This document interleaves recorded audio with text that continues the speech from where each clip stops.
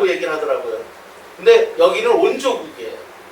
십제가 아니고 십제 전 단계.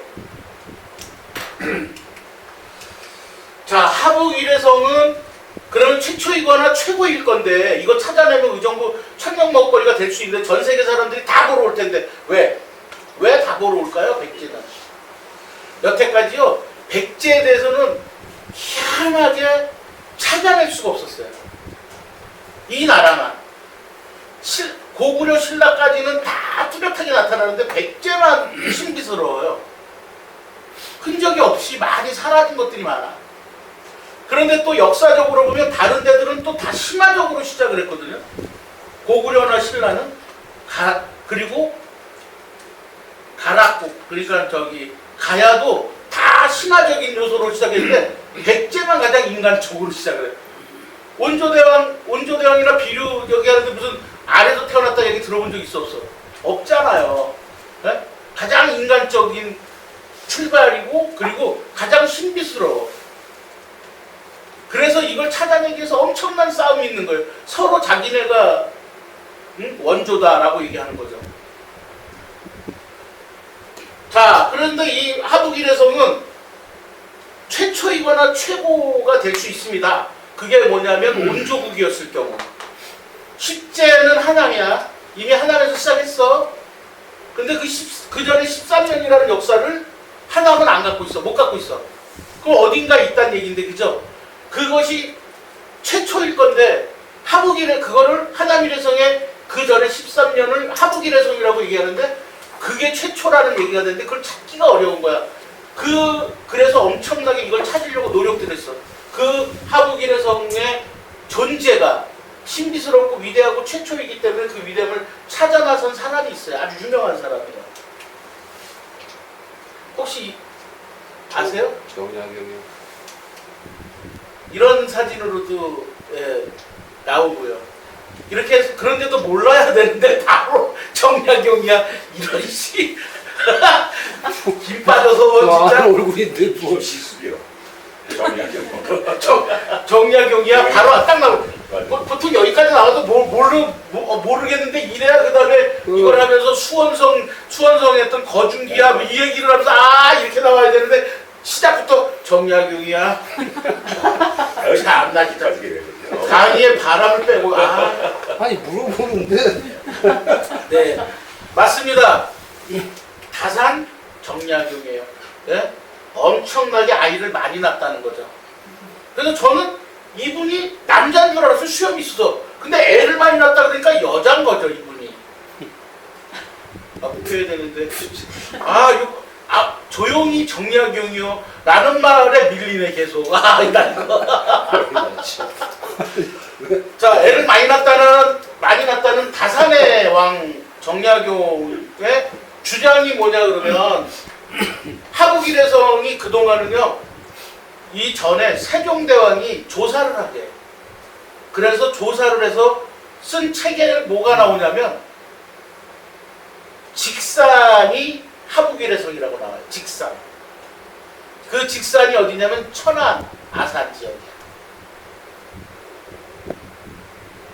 근데 그걸 정면으로 반대한 사람이 정약용이에요. 압니다. 불가능이다, 그건. 왜? 그 근거로 뭐라고 얘기하냐면, 첫째, 미래가 말갈민 낭랑한테 침범을 많이 당해야 돼.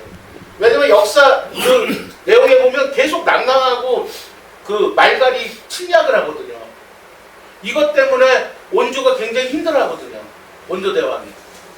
그러면 말갈과 낭랑이 침범할 수 있는 위치에 있어야 된다는 거죠. 근데 직산에 있으면 말갈과 낭랑이 침범할 수 없어요. 그러면 낭랑과 그 말갈은 어디에 위치해 있느냐 그러면 주로 강릉, 원주 이쪽이 이 사람들의 주거지야. 그래갖고 주로 이제 말 타고 다니고 이제 농사 짓는 게 별로 안 되잖아 여기는. 뭐 농사 져봐야 메밀이나 이렇게 해고 일해야 되니까 이 양반들은 말을 타고 와가지고 뺏어가는 게 일이야. 그러니까 넓은 땅이 이제 곡식 잘 해놓으면 와갖고 뺏어가야 되는 거지. 그런데다가 원조는 굴러들어온 돌이었단 말이죠. 그리고 이 사람들은 미리 박혀있던 돌이에요. 미리 와있던 사람들이야. 여기에 말가라고 낙랑은.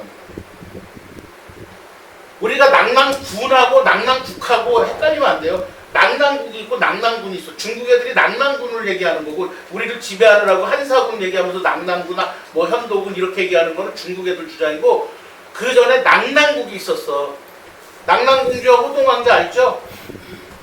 그 낙랑국이 낙랑군이 아니야. 낙랑국이라고 있었어. 그 사람들이 어디에 있었다고?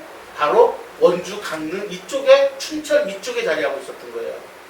그러니까 이 사람들이 말 타고 와서 뺏어가는 일을 하는 거지. 예? 자 그러면 이 사람들이 저기 천안까지 가서 뺏어오냐고요. 불가능하다는 거야. 정약용은. 그렇죠? 여러분이 생각해도 불가능하죠. 왜냐하면 또한 원조대왕의 기록에서 보면 한양으로 내려가면서부터 말갈과 낙랑이 침범을 하는 게 줄어. 왜 강을 건너야 되니까 힘드니까 안 가. 강을 안 건너올 때는 계속 침범이 있어. 해마다 침범해요, 진짜로. 그 이제 제가 정리를 해드리겠습니다만. 두 번째, 여기에서 천도 후보지를 구하기 위해서 여자 출신 어쩌고 저쩌고 해가지고 뭐 이렇게 해보니까 이북에 가까운 한수 남쪽으로 순간하고 뭐 이렇게 하니까 무슨 얘기냐 그러면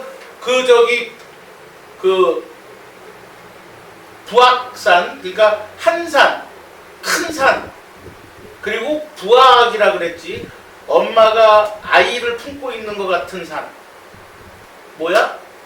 북한산을 얘기하는 거야. 북한산. 그래서 정약용은 그게 북한산이다. 그때는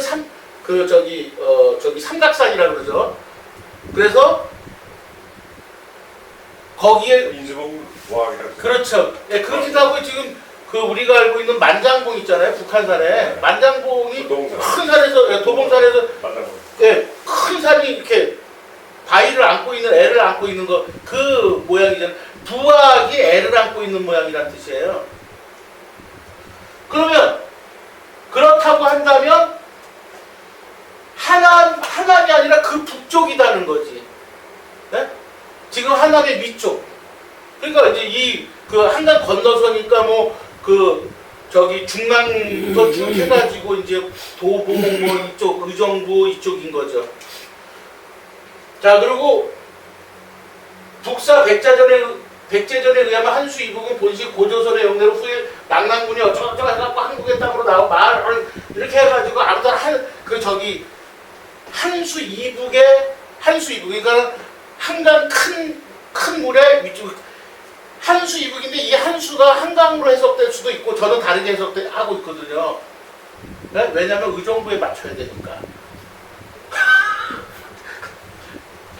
뭘 또 그렇게들 놀래? 정말 저는 역사를 왜곡할 생각이 있는 건 아니고요. 한수를 중간으로 놓는 게 그거 올리는 맞죠. 맞죠.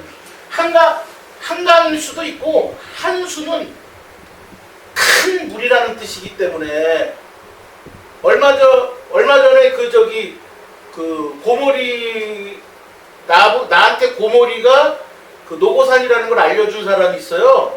그 양반은 이 하북일해성이 포천이라고 주장하거든요. 그래서 포천에 그 개울 있잖아. 시내 버스터미널 쭉 해갖고 가는 거. 그게 이제 지금도 한내라고 부른다는 거예요. 영평천. 네. 그러니까 한수, 한내 이거란 얘기죠. 미안한데 의정부 중랑천도 옛날에 한천이었고 한내였어. 미안한데. 어? 옛날 사람들은 산 크면 한산이었고 물 많으면 한내였어. 네? 한수였어. 비가 와서 이렇게 홍수가 나고 한강 수위나 중앙수 수위가 똑같았잖아요. 네.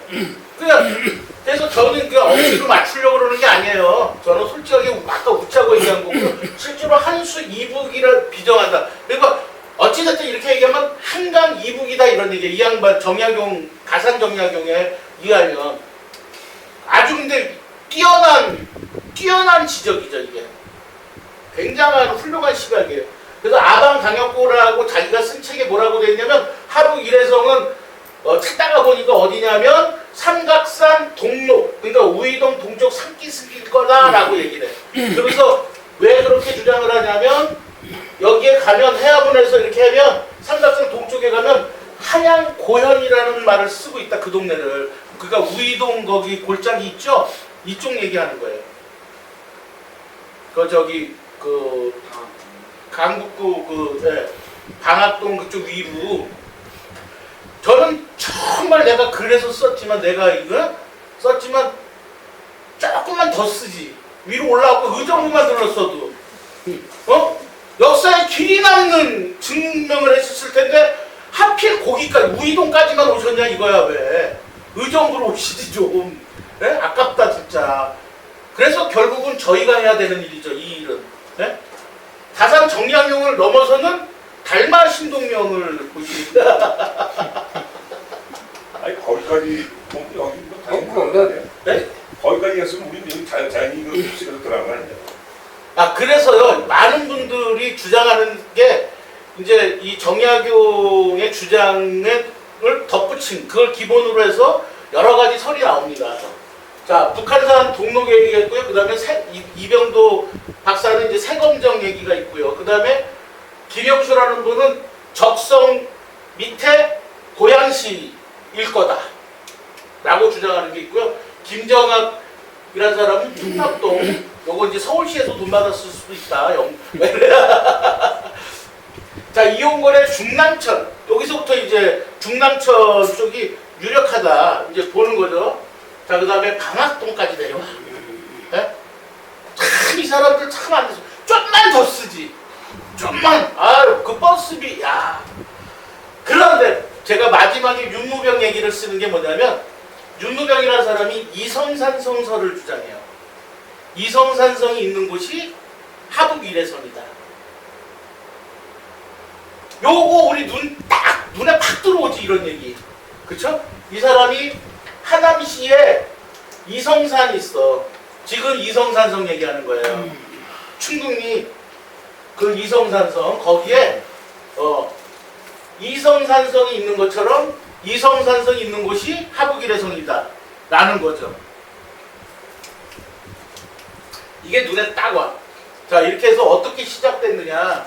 지금 이러한 의정부가 하북이래성이다. 회룡분지 그 하북이래성은 회룡분지다. 이런 얘기는 어떻게 시작되었을까? 신동명이 왜 시작했을까? 라고 하면 누가 줬는지 모르는데 내 책 뒤에 이 책이 있었어.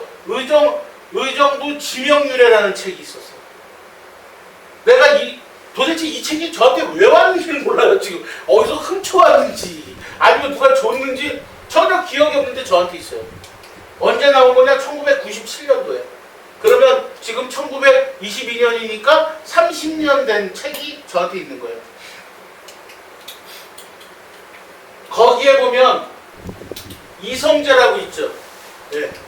몇 페이지냐면 55페이지 호원동편에 이성제라는 게 있어.